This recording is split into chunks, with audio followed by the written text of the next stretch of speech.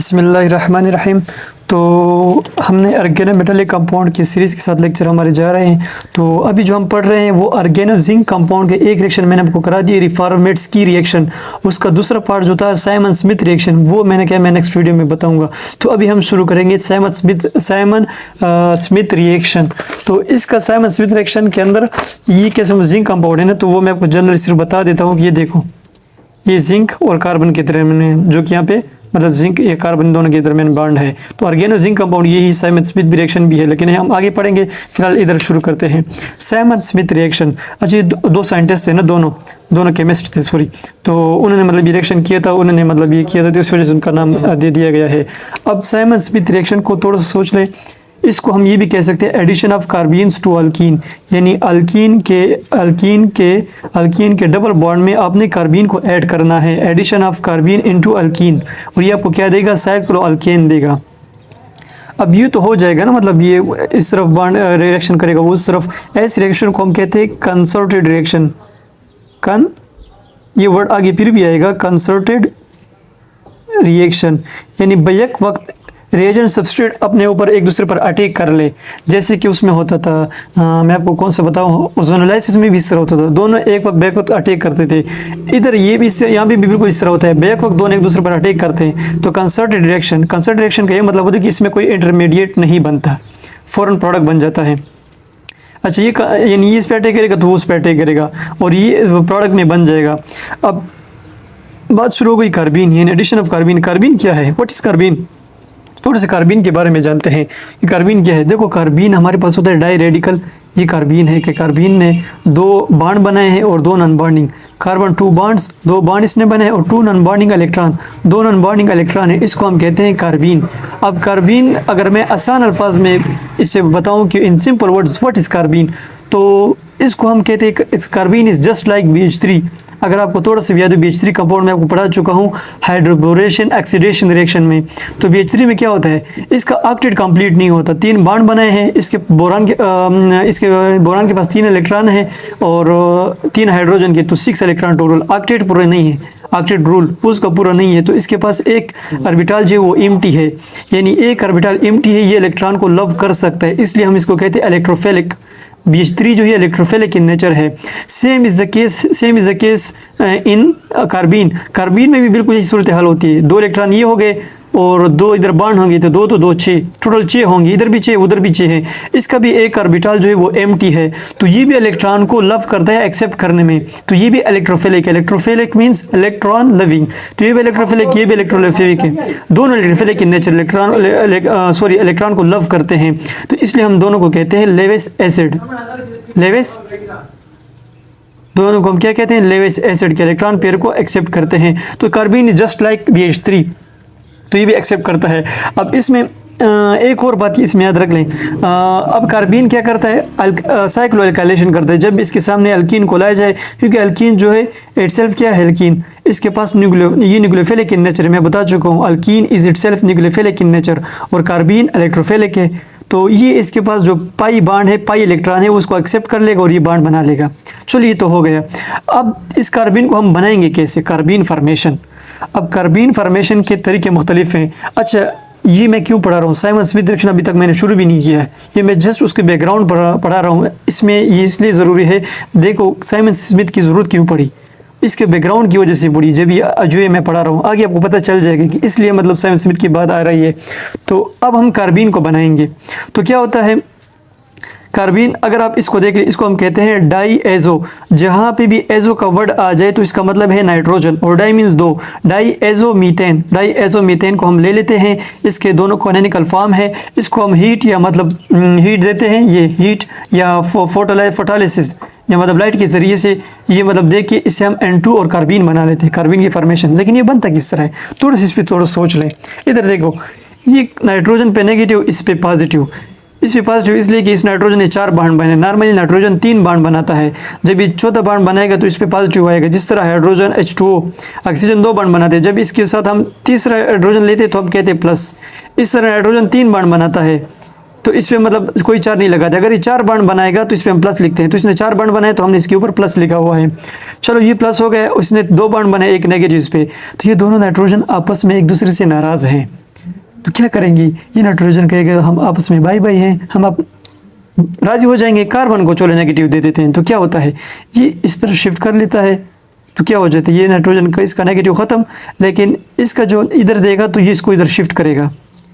फिर इसके मतलब फिर अगेन अगर आप ये देख लो, ये अगर ये बॉन्ड बना रहा है तो ये तोड़ रहा है, फिर भी इसके 4 बॉन्ड बन रहे हैं, तो इस पर फिर भी स्टिल पॉजिटिव रहेगा, इस पर स्टिल पॉजिटिव रहेगा, क्योंकि वही 4 बॉन्ड इसके बरकरार है, लेकिन इसके 3 बन गए, ये न्यूट्रल हो गए। और कार्बन पे ये बॉन्ड पेयर जो इस तरफ कार्बन पे आ गए हैं। अब ये नाइट्रोजन कहता है आप मुझसे राजी हो गई तो बस ये काफ़ी है, कार्बन नाराज़ रहे, खैर कोई बात नहीं, लेकिन ये इसका अपना भाई इसको नाराज़ नहीं देखना चाहता। अब ये क्या करेगा, ये कहेगा नहीं आपने मुझे राज़ी किया, मैं आपको भी राज़ी करूँगा, तो ये क्या कर लेते हैं, इस बॉन्ड को तोड़ देता है। सॉरी ये डायरेक्शन मैं गलत कर रहा हूँ, ये इस बॉन्ड को तोड़ देता है, इस बॉन्ड पेयर को अपने पास ले आता है, इस बॉन्ड को अपने पास ले आता है, और ये दोनों N2 बना के निकल जाते हैं, N2 बना के निकल जाते हैं। अब यहाँ पे एक बात है, देखो ये कोई अब आपको याद हो होमोलेटिक क्लीवेज है, होमोलाइसिस में आपको पता है कि 2 रेडिकल आपके पास बनते हैं, 2 रेडिकल बनते हैं।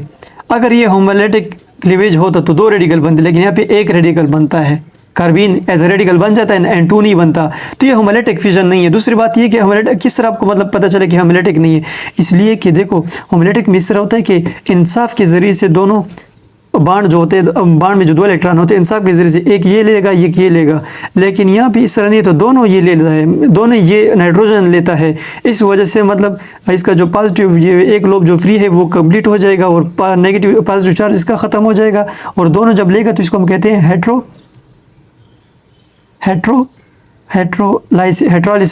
हेट्रोलाइसिस, कि इसके अंदर इंसाफ के ज़रिए से ये जो लाइसिस हुई है वो इंसाफ के ज़रिए से दोनों इलेक्ट्रॉन ये ले गया है। और कार्बन एज ए रेडिकल, ये जो इसके कार्बिनाइन है, ये जो 2 इलेक्ट्रॉन है इसके बस एज ए रेडिकल रह गए हैं। अच्छा ये तो हो गया, होमोलाइसिस में दोनों रेडिकल बनते हैं इसलिए होमोलाइसिस नहीं है, और हेट्रोलाइसिस इसलिए कि हेट्रोलाइसिस में एक एटम जो होता है एलिमेंट वो दोनों इलेक्ट्रॉन ले लेता है, उसके पास ये बन गया है, तो ये मिथाइलिन इसके नतीजे में बन गया है। अब ये मिथाइलिन कार्बीन है, और हम ये कार्बीन की फॉर्मेशन की बात करें, कार्बीन तो बन गया, लेकिन आप ये सोच रहे हैं, थोड़ा सा सोचें, the methylene which is generated from the diazomethane reacts with alkene to form cyclopropane, but do you know diazomethane is very toxic, very toxic। दूसरी बात explosive in nature, diazomethane is very toxic, explosive in nature. तो जो product में methylene generate हो रहा है, ये methylene जो इधर हमने रिएक्शन में किया है, ये मिथाइलिन जो जनरेट हो रहा है तो ये बहुत ज़्यादा साइड रिएक्शन देगा, हमें देगा। और हम ऑर्गेनिक केमिस्ट्री में कभी ऐसी चीज़ें यूज़ नहीं करते जो हमें मतलब साइड रिएक्शन देते हो, टॉक्सिक हो, एक्सप्लोसिव हो। ऑर्गेनिक केमिस्ट्री एक सेफ़ वे है, आपने इसको ऐसे रिएजेंट को चूज़ करना है जो आपको सेफ़ वे दे, सेफ़ तरीका दे, जिससे मतलब कोई जो प्रोडक्ट बने उसमें कोई मसला ना हो। तो इसके ज़रिए से जो कार्बीन बन रहा है उसके अंदर तो ये मसाइल हैं। तो इस कार्बीन को हल करने के लिए साइमन स्मिथ की ज़रूरत पड़ी।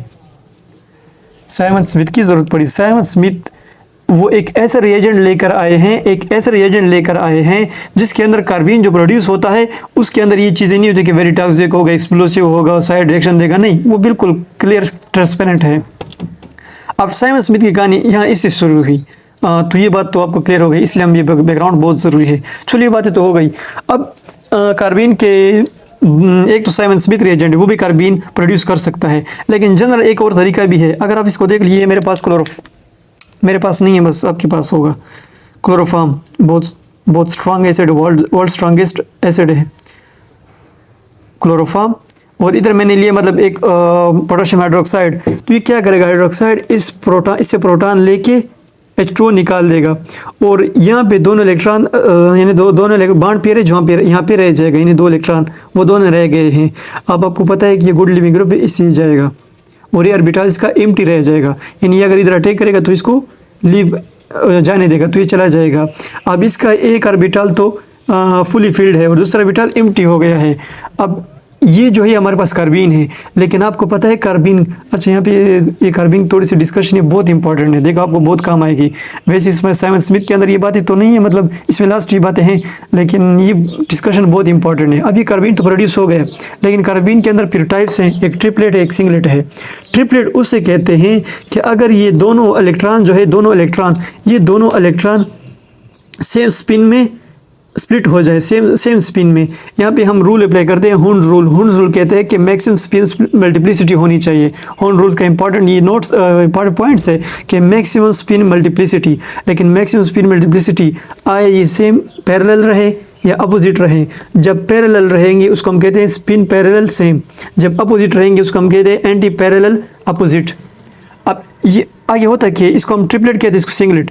अच्छा, ये ट्रिपलेट जो होता है ये डायरेडिकल इन नेचर होता है, डायरेडिकल, जो ये नॉर्मली कार्बीन है, ये डायरेडिकल है नॉर्मली कार्बीन, तो ये डायरेडिकल नेचर होता है। और हमें इस साइमन स्मिथ में भी डायरेडिकल प्रोड्यूस करना पड़ता है। और ये जो होता है सिंगलेट, ये होता है नॉट डायरेडिकल, ये डायरेडिकल नहीं होता।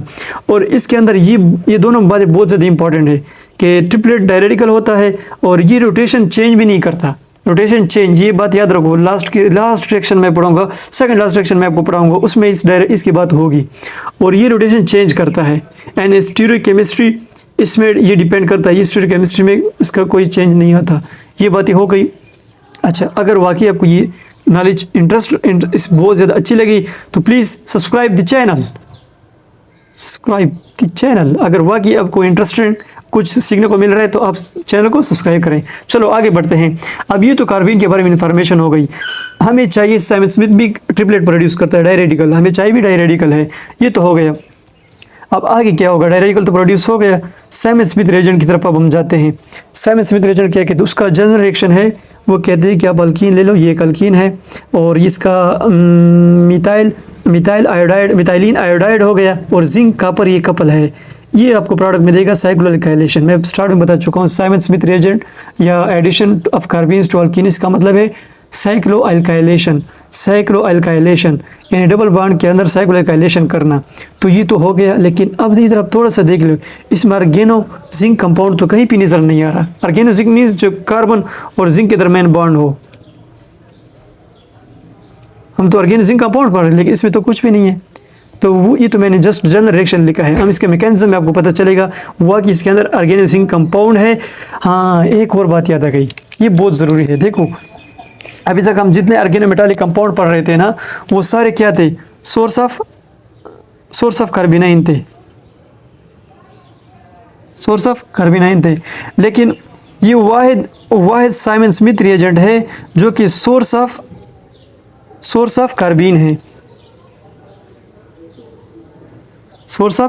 है। तो ये डिफरेंस आपको क्लियर होना चाहिए।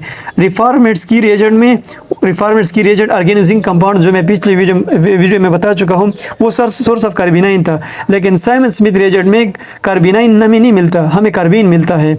तो आगे तो जनरल रिएक्शन है। अभी हम उसकी तरफ जाते हैं कि कैसे वो होता है ना, क्या मतलब मैकेनिज्म होता है। दूसरी बात ये भी याद रख लें, आर्गेनो मेटालिक के अंदर जो कार्बिनाइन बनता था वो न्यूक्लियोफाइल होता था, न्यूक्लियोफाइल इन नेचर।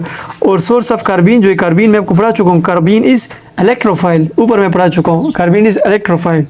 ये डिफरेंस देख लो, कितने क्लियर डिफरेंस है इसके अंदर। चलिए, तो हो गई ये बातें। अब इसका मैकेनिज्म की तरफ जाते हैं कि मैकेनिज्म किस तरह होता है, कैसी रिएक्शन परफॉर्म होते हैं। अब ये देखो, ये मैकेनिज्म पहले हम साइमन स्मिथ रिएजेंट बनाएंगे कि साइमन स्मिथ रिएजेंट किस तरह बनता है। तो ये मैंने लिया है और ये मैंने लिया है, जिस तरह मैं आपको इधर मैंने बताया है। थोड़ा सा वेट, ये देखो, इन दोनों से हम साइमन स्मिथ रिएजेंट ये बनाएंगे, इन दोनों से।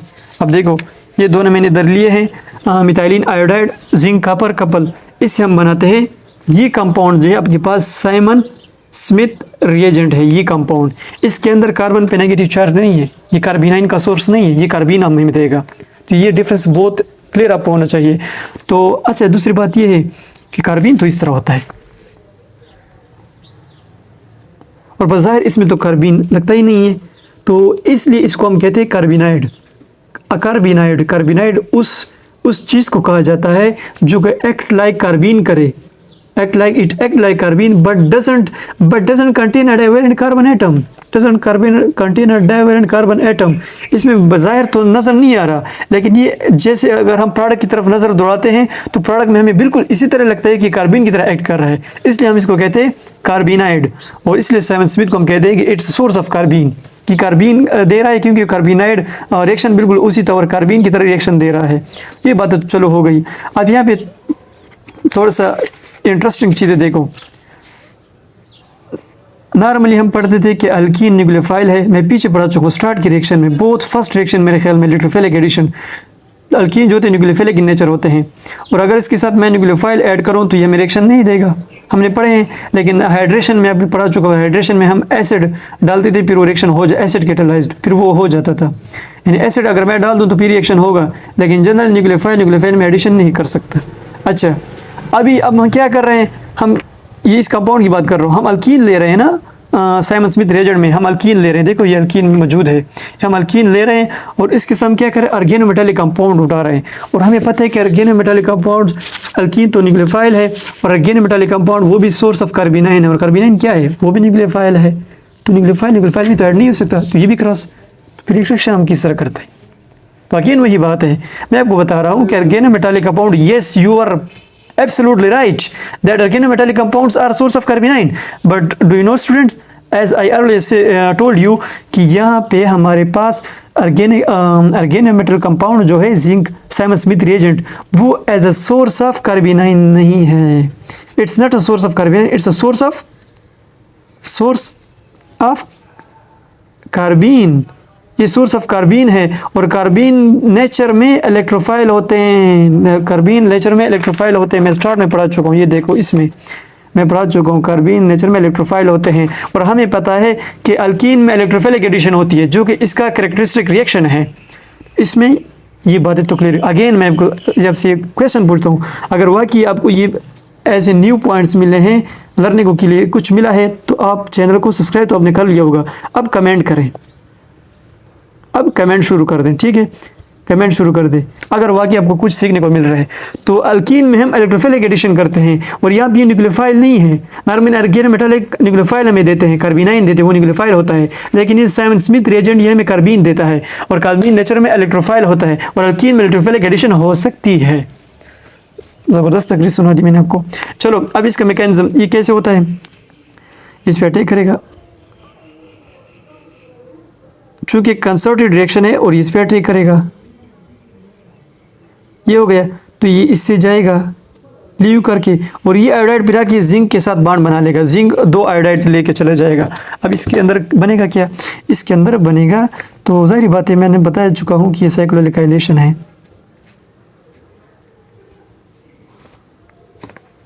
ये हो गया, और आखिर में जो प्रोडक्ट बन गया वो जिंक आयोडाइड, जो कि एक इनऑर्गेनिक कंपाउंड है,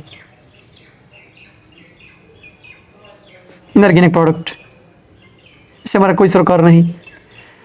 चलो ये तो हो गया, ये बातें भी हो गई, उसको इसमें अब और कौन से बातें रह गई हैं, I think it's almost complete. Electrophilic addition to alkene double, इसलिए मैंने स्टार्ट में बताया था, ये मैंने लिखा है addition of carbene to alkene, alkene nucleophile है और कार्बिन इलेक्ट्रोफाइल है, और हमें पता है कि अल्कीन के कैरेक्टरिस्टिक रिएक्शन इलेक्ट्रोफिलिक एडिशन है। ये तो हो गए साइमन स्मिथ रिएजेंट, ये सबसे डिफरेंट बिहेवियर शो करते हैं। Simmons Smith reagent as a carbene हमें देता है, और कार्बिन की मैं डिटेल पढ़ा चुका हूँ, कार्बिन व्हाट इज़ कार्बिन। अच्छा, इसके कुछ और रिएक्शन हम पढ़ते हैं। ये रिएक्शन देखो, मैंने एक कंपाउंड लिया है, कंपाउंड, इसके अंदर मैंने ये दोनों कंपाउंड से हमें SSR साइमन स्मिथ रिएजेंट बनेंगे, जो कि साइक्लोएल्काइलेशन करेगा, और इससे हमारे पास जो कंपाउंड बनेगा वो क्या होगा,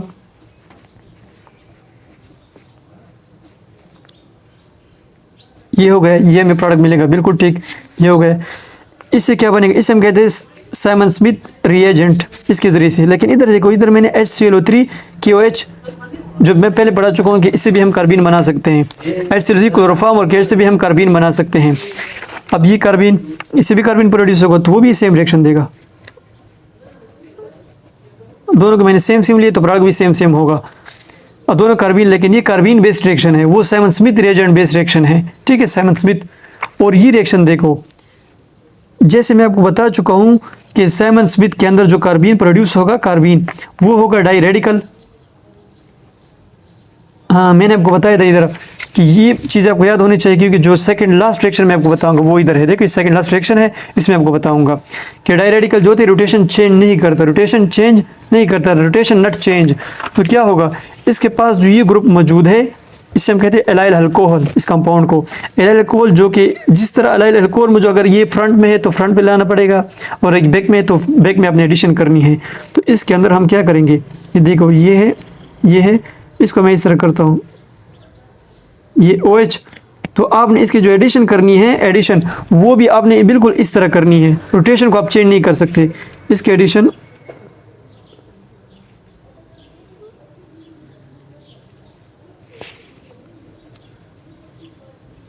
यकीन आप समझ चुके होंगे, यानी यहाँ पे H2 मौजूद है, लेकिन ये जिस तरह ये ग्रुप जिस साइड पे ये मौजूद होगा इस तरह वही ये भी मौजूद होगा, यानी इसके अंदर रोटेशन चेंज नहीं होती है। इसलिए हम फिर से कहते हैं कंसर्टेड रिएक्शन। एक तो है हो गया कंसर्टेड रिएक्शन जिसमें रोटेशन चेंज नहीं होती है, ये इसमें कंसर्टेड मीन्स कि नो इंटरमीडिएट, फोर उस पर अटैक करते हैं, सेम साइड से अटैक करता है। स्टीरियोस्पेसिफिक मीन्स सिन एडिशन, जहाँ पे इसके पास पार्ट मौजूद है उसी साइड पे इसके मतलब एडिशन होगी। तो ये दोनों टर्म बहुत इंपॉर्टेंट है। एक तो साइमन स्मिथ रिएजेंट रिएक्शन जो है वो कंसर्टेड है, इसमें इंटरमीडिएट नहीं बनता, दोनों एट अ टाइम अटैक करते हैं जो मैं पहले बता चुका हूँ। और ये स्टीरियोस्पेसिफिक है, सिन एडिशन करता है, यानी इसके अंदर डायरेडिकल जो प्रोड्यूस होता है वो ट्रिपलेट होता है, डायरेडिकल होता है, वो रोटेशन चेंज नहीं करता। अच्छा लास्ट रिएक्शन जिसके अंदर साइमन स्मिथ रिएजेंट मैंने लिया है अगेन, लेकिन यहाँ पे देखो ये भी है, ये भी है, ये भी है। तो ये तो ना 1-2 एडिशन करता है ना 1-4 करता है, कोई भी नहीं करता, मतलब 1-2-1-4 अल्फा बीटा सैचुरेशन में। क्यों? क्योंकि ये आर्गेनो मैग्नीशियम से भी माइल्डर है, आर्गेनो लिथियम से भी माइल्डर है, आर्गेनो कॉपर से भी माइल्डर है। आर्गेनो कॉपर कौन सा करता था 1-4, तो ये उससे भी माइल्डर है, तो जाहिर बात है अल्फा बीटा तो नहीं करेगा, सॉरी अल्फा बीटा 1-2-1-4 सैचुरेशन तो ये नहीं करेगा। तो इधर ये मौजूद है, इधर ये अल्काइलेशन करेगा, तो इसका कंपाउंड बनेगा ये होगा, ये अपनी जगह मौजूद, ये अपनी जगह मौजूद, ये अपनी जगह और ये अपनी जगह, और इधर इसकी एडिशन होगी, ये एडिशन इसकी हो गई। तो ये सारे रिएक्शन थे साइमन स्मिथ रिएजेंट के रिएक्शन। अब इसको अगेन डिटेल से पढ़ें, खूब इसको एंजॉय करें, मज़े करो, और इसके बाद फिर पढ़ेंगे organomercury. Thank you, wish you best of luck.